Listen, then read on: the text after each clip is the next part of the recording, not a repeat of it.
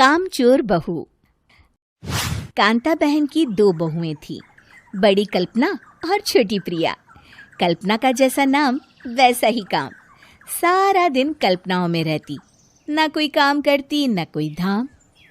अरे कल्पना बहू, जरा अच्छी सी चटनी पीस दे, आज कुछ मजेदार खाने का मन है। पेट में जलन हो जाएगी माँ जी बुढ़ापे में, और वैसे भी मेरा काम करने का वक्त शाम का है, अब प्रिया को ही बोल दो। इतना कहकर कल्पना वहां से चली जाती है।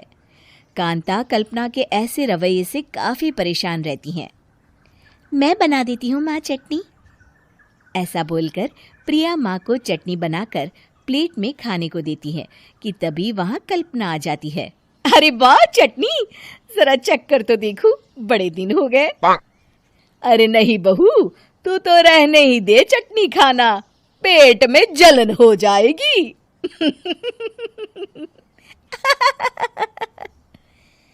इतना कहकर कांता और प्रिया दोनों हंसने लगते हैं। कल्पना सारा दिन या तो मोबाइल में यूट्यूब देखती या फिर सोती रहती।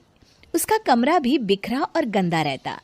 एक दिन कल्पना का पति अशोक उससे कहता है, अरे कल्पना, जानवर भी उस जगह को साफ कर लेता है जहां वो बैठता है, तुम तो इंसान हो, कैसे इतने गंदे कमरे में रह लेती हो?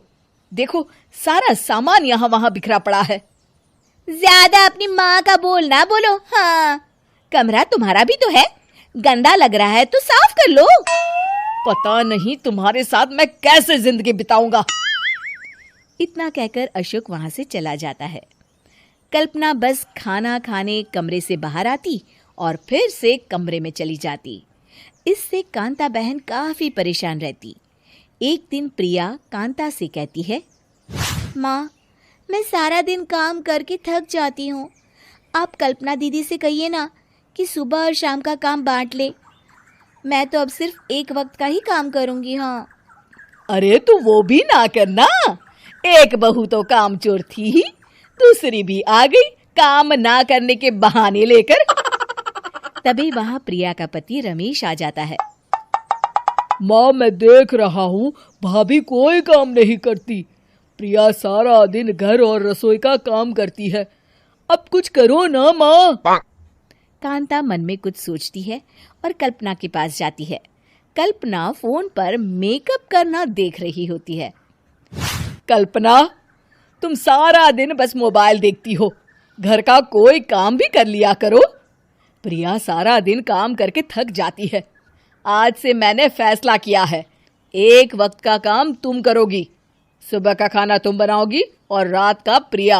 आप लोगों ने काम को हव्वा बना रखा है।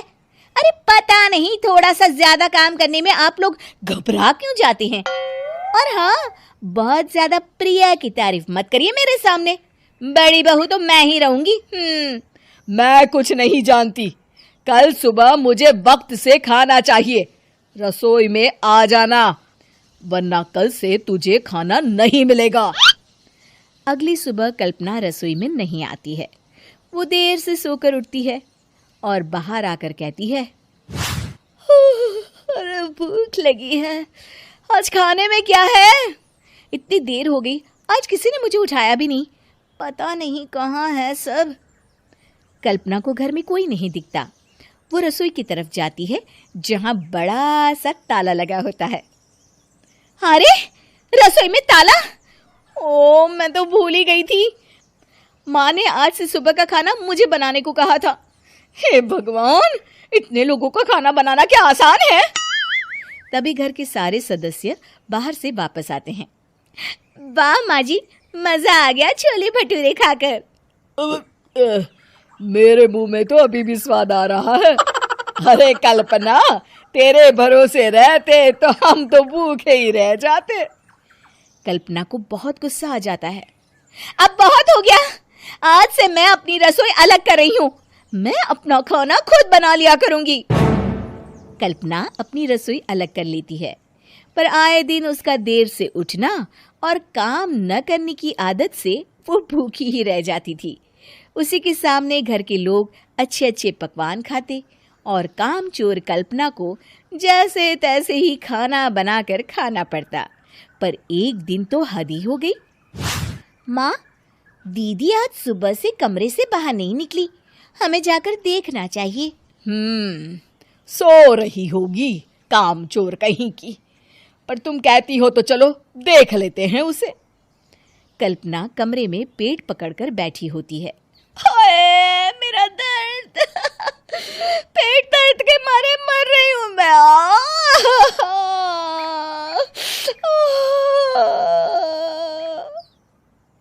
अरे दीदी, क्या हुआ? पेट में दर्द क्यों हो रहा है? डॉक्टर को दिखाया आपने? माँ। कल्पना खड़ी होती है और माँ जी के पास आती है। मुझे माफ कर दीजिए, अब से मैं सारे काम में मदद करूंगी, कभी आलस और काम चोरी नहीं करूंगी। हाँ हाँ, वो तो ठीक है, लेकिन अचानक क्या हो गया जो तू काम करने को तैयार हो गई? कामचोर कल्पना। माँ, लगातार बासी और उल्टा पुल्टा खाना खाने के कारण मेरे पेट में इन्फेक्शन हो गया है। काम न करना पड़े इसलिए मैं 2 दिन का खाना एक दिन ही बना लेती थी। बासी और खराब खाना खाने के कारण लेने के देने पड़ गए। पेट में दर्द हो रहा है। चलो अच्छा हुआ, देर आए दुरुस्त आए।